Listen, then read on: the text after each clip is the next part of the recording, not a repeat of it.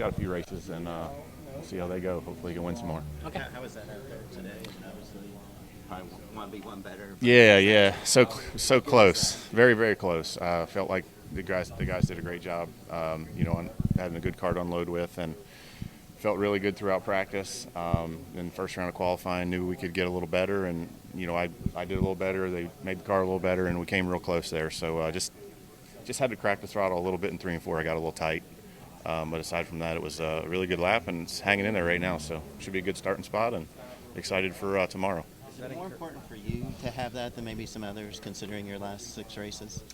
No, I mean, we're in a good spot to start this round. So all that, this last 6 races are done and over with, and we've turned the page. So started this weekend off good. We had a great day today in practice and qualifying, and that's all you need to get things going. Can that carry over, Martin, to tomorrow when conditions are going to be so different in the race than what you were on track with today? Yeah, I mean, we kind of planned for all that, I think, and knowing the conditions would be different. So I think they have a good idea of where we need to go with the car direction-wise, and it's just really all about hitting the pace. How much is the track going to be slower tomorrow, and that kind of dictates what they change on the car. And as always, they'll run 8 million laps on the computer tonight and hopefully nail it for tomorrow. But you have the feel that you want with this car? I did, yeah, I really did. Had really good stability and really good speed, and that's something you can always work with to start the weekend. You said no tire issues. So obviously some of the Chevys had some. No, our tires were great. Knock on wood. You said the last 6 rounds, 6 races were just that's behind you. You said that like it was no big deal. Like how do you put something like that behind you? You just do. I mean, a lot of things happen in the sport. It's kind of crazy, and we just think on, we know what we can do. We've won races this year. We've won the regular season championship, and just got to get back to things clicking. And all it takes is having a good day today and a good day tomorrow, and we're right back on track. So we know what we can do, and it's you turn the page and you move on to the next one and do the rest. So I feel good about our team and where we're at and what we can do here. This is a good track for us. Next week's a great track for us. We had a couple really big challenges we knew in the playoffs with Talladega, the Roval, and Bristol, and they were all really challenging for us. But now we feel really good, and we're still in it, so we're in a good spot. And 4 Toyotas here in this round of 8, how confident do you feel that maybe all 4 could make it to the championship 4 at Phoenix? I mean, it'll be difficult for sure. I wouldn't say it's impossible. 4 great teams, great drivers, and competition is stiff though. So just focus on getting ours in there. We were talking this week on air about who cracks in the playoffs, and that teams, crew chiefs, pit crews, spotters, drivers, that if you crack, get stressed out, make a mistake, something happens, that really does make a difference in this round.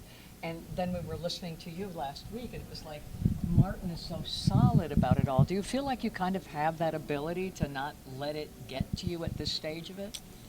Yeah, I guess so. I mean, I don't really overthink it too much and worry too much about it. So, like I said, got a great team. They're doing, a lot of good things, and we've had a lot of tough luck throughout the playoffs. Hopefully that's over, and, a lot of things we couldn't control were biting us, and, hopefully we can take care of what we can control. That's all we can worry about. You're not one who overanalyzes it ever?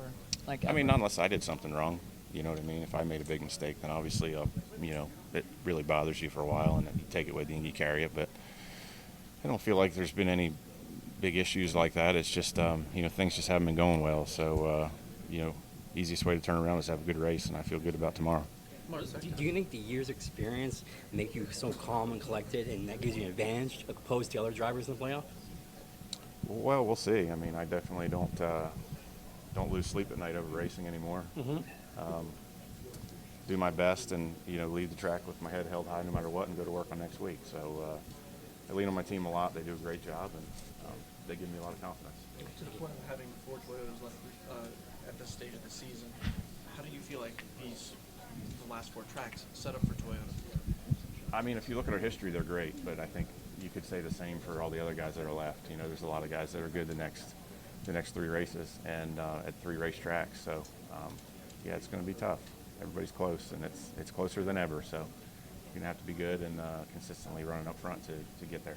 How do you view the round of 8 compared to previous years, your approach? I just feel like everything's tighter than normal. There's less room for error. The speeds of the cars are tighter. The pit stops are closer. Just everything is just magnified, I feel like.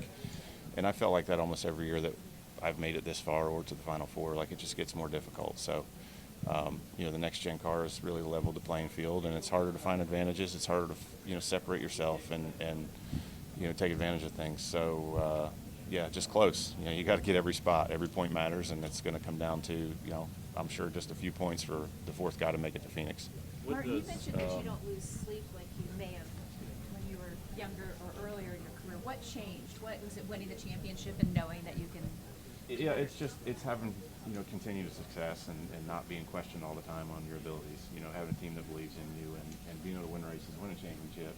I know that they believe in me and they can tell me when I am not good enough at something or screwing something up, and know it's not going to hurt my feelings. I'm going to go fix it.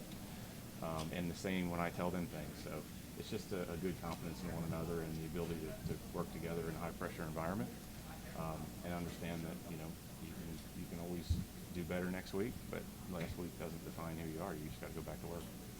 That being said, and I understand, is qualify fourth today. I mean, one lap doesn't change last week. One lap doesn't change the next 267.